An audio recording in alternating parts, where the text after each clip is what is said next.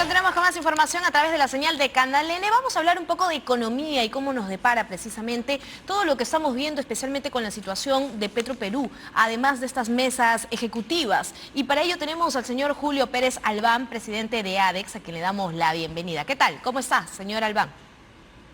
Buenas tardes, Fátima. Mucho gusto estar en tu programa. Gracias a usted por atendernos. Bueno, empezamos hablando por algo de coyuntura y es lo que se ha conocido recientemente y es esta baja en la calificación de Petroperú. ¿Cuál es la posición desde ADEX y si en esta mesa de diálogo que ya han tenido hace unos días atrás también se tocó el tema con el ministro de Economía y el jefe de gabinete? Sí, efectivamente, respecto a Petroperú, el Premier y el ministro de Economía nos comunicaron que iban a hacer cambios importantes, ¿no? No nos quisieron decir en ese momento los detalles, pero nos dijeron que el país puede esperar cambios importantes. Yo creo que son referidos a tratar ya el tema de Petroperú como digamos, un organismo privado, ¿no? El directorio debería estar conformado por gente técnica y con una óptica de manejo del sector privado.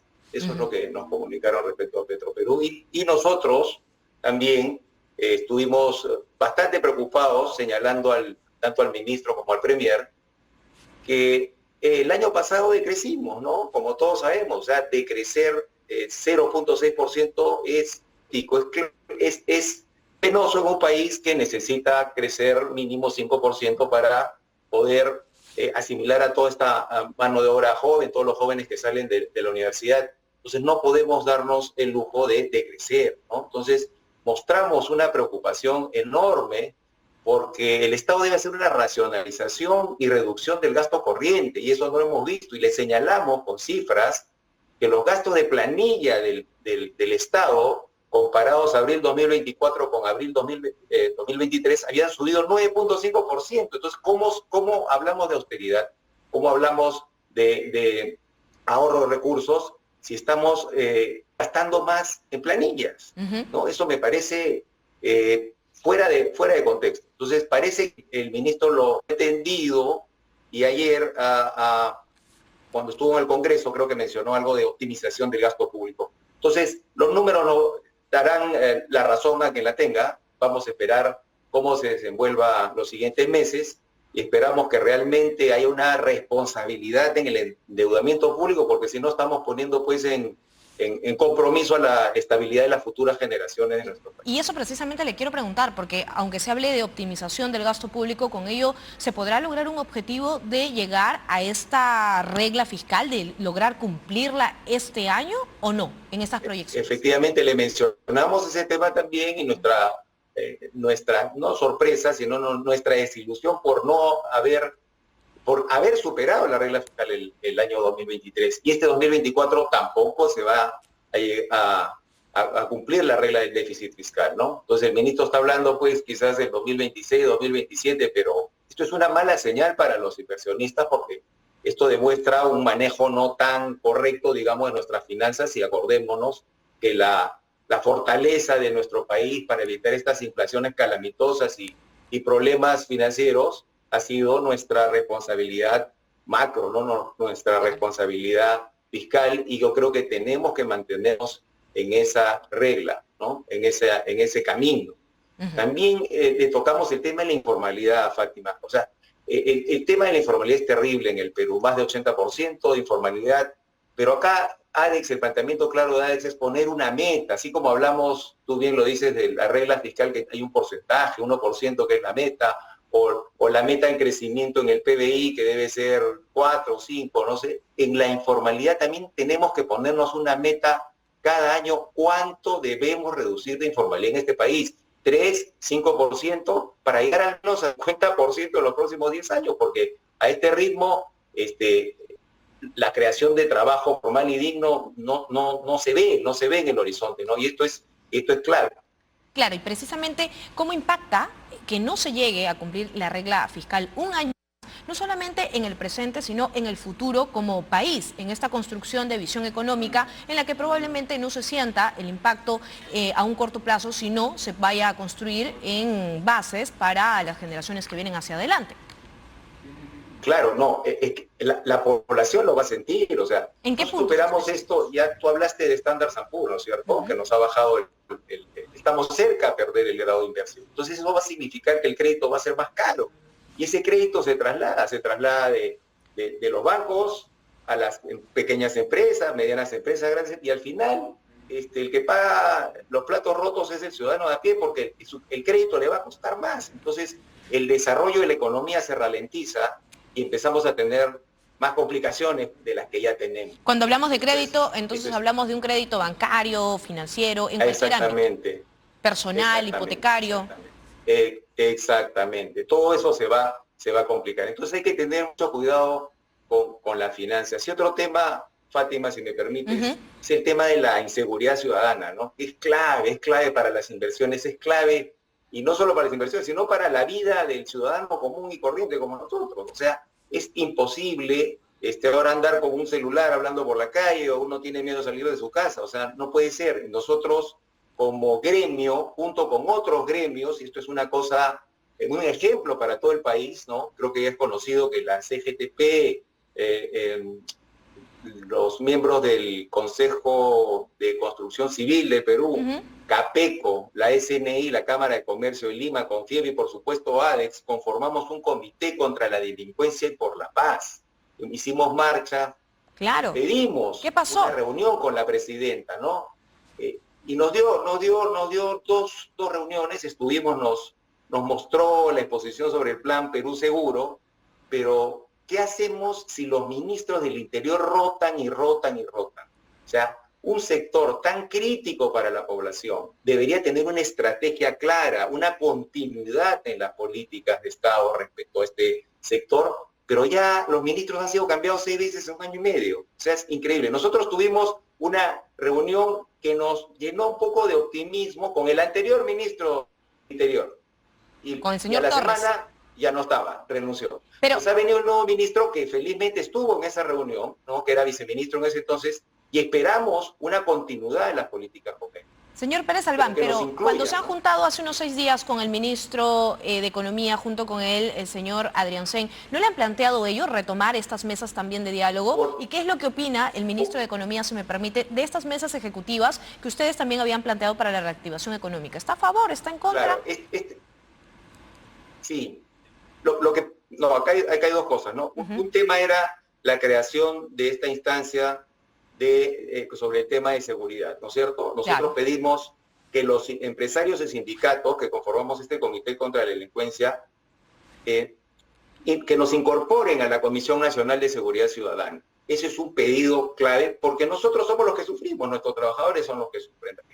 Y organizar una reunión conjunta con la presidenta que la tuvimos. Pero eso, al cambiar los ministros, eso se ha quedado en el aire. Pedimos retomar eso, por favor. Es urgente. ¿Pero se lo tocaron al presidente del Consejo de Ministros ese día? Claro que sí, claro que sí. ¿Qué les dijo? Claro que sí. Y hemos dado los planteamientos, se lo hemos entregado, y hay un cargo que hemos hecho llegar a la presidenta de la República y estamos a la espera, ¿no? Y a la espera. Vamos a ver qué pasa. El otro tema que tú te refieres son las mesas ejecutivas. Las mesas ejecutivas son una manera de vincular al sector público y privado. Son importantísimas para destrabar temas. Todo el tiempo, diferentes sectores, nos encontramos con piedras, obstáculos en el camino. Y estas mesas, como reúnen a todos los actores de esa problemática, pueden poner tareas y metas concretas y se hace un seguimiento y se van cumpliendo estas metas y se pueden destrabar los proyectos y se dan y bueno, vamos para adelante. Pero acá el MEF quería primero pasarlas a Produce, pero bueno, ya entendió, porque se lo manifestamos en esa reunión, que deben estar bajo cargo del MEF, ¿no? Ahora he visto una resolución en la mañana que se nombra un nuevo responsable de las mesas ejecutivas. Esperamos que mantenga y que continúe este trabajo que se ha venido haciendo, que es importante, porque tenemos mesas en varios sectores, ¿no? Forestal, acuícola, turismo, agrícola, de la industria naval, que ha dado un resultado impresionante.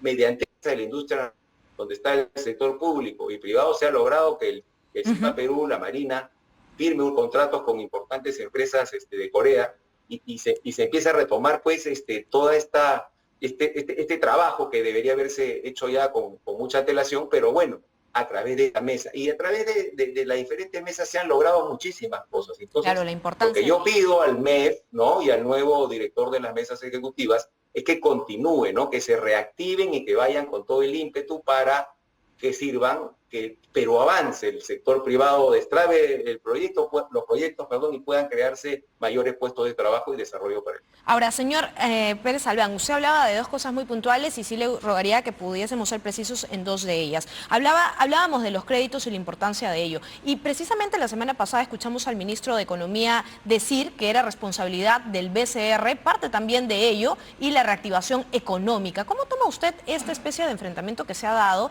precisamente con la poca correa, por así decirlo de manera coloquial, que tiene el líder de la cartera de Economía cuando se le hacen críticas que también está haciendo usted claramente por la evidencia que hay dentro del impacto en nuestra economía que se traduce en la pobreza y en el desempleo?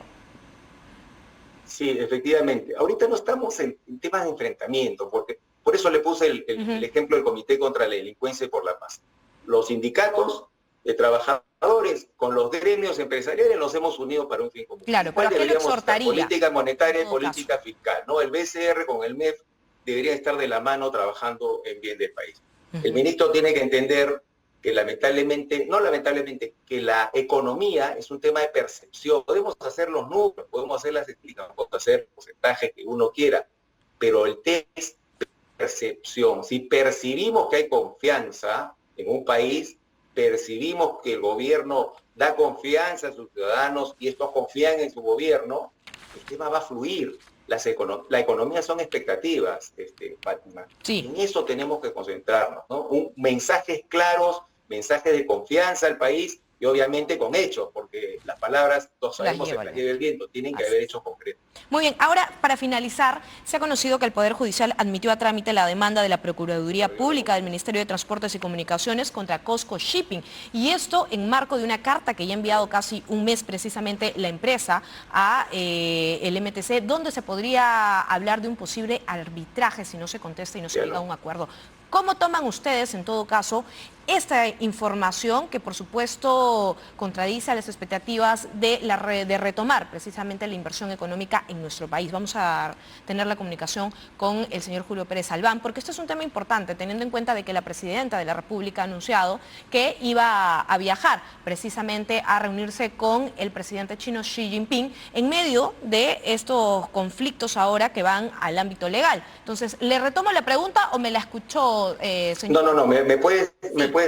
Sí, le retomo la pregunta, porque precisamente le decía cuál era la posición de ADEX en torno a esta información que ha trascendido del Poder Judicial que admitió ya a trámite esta demanda de la Procuraduría Pública del Ministerio de Transportes y Comunicaciones contra COSCO Shipping Ports, Chancay, Perú. Y teniendo en cuenta que hay una carta pendiente de responder por parte de la presidencia o el Ejecutivo, en todo caso. Así es. Justo en esta reunión que tuvimos con el Premier y con el Ministro de Economía, fue una de las primeras cosas que mencioné, ¿no? Mencioné cuándo se iba a responder esa carta. Es importantísimo. Hoy en la mañana estuve promocionando con el embajador chino una de las ferias más grandes del mundo que se va a realizar en Shanghái, ¿no? En el mes de noviembre, cual todos los empresarios están cordialmente invitados, porque es la feria donde el Perú puede mostrar sus productos hacia el mundo. Entonces el embajador siempre mostrando, digamos, no fastidio, sino sus interrogantes, ¿no? Que por cuándo se respondería esta carta. El Premier nos señaló que iban a llamar a los directivos de COSCO para sentarse a conversar antes de responder esa carta. Pero es importante que me hagas esa pregunta, Fátima, porque realmente este puerto es importantísimo para el futuro de nuestro país, ¿no? Acá también tenemos que enlazar el puerto de Chancay, que tiene que salir de todas maneras, con las zonas económicas especiales y con la ley de cabotaje, ¿no?